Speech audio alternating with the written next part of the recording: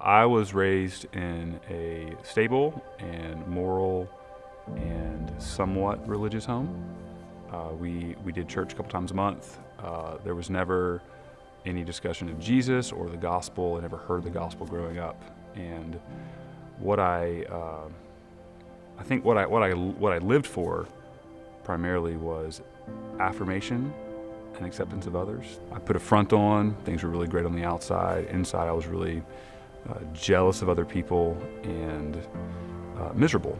And really what I'd put my hope in was success in sports and the affections of the opposite sex. And so I end up playing baseball at College of Charleston. So it seems like mission accomplished.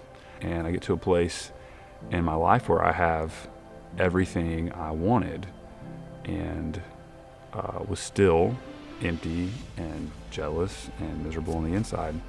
And I remember probably the first step I took towards the Lord was after a particularly crazy bad night.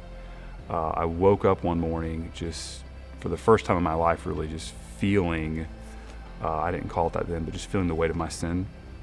I had felt guilty before over doing wrong, but I never really just felt like I was broken.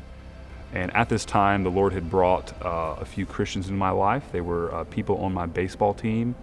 And so these guys were just kind of in my life, and they really just kind of bugged me until I came to Bible study with them. But I remember we were at a Bible study, and there was this question. It's a very common evangelistic question asked. What would you say to God if he asked you, why should I let you into my heaven? And I did not have an answer to that question. And it really unsettled me. But a couple of the guys in the group who were Christians did have an answer, and they talked about how they could be right with God and go to heaven because Jesus died and paid for their sins. And so it didn't click right then for me.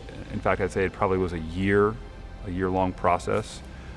And the part of the gospel that really got me and got into my heart was that because Jesus died for me, God calls me his son and embraces me like a child. And so that heart desire I'd had for affirmation and that I'd put in all these wrong places, the gospel actually met me there. It wasn't just something that got me to heaven. It was something that really radically kind of changed the way I saw myself and who I was.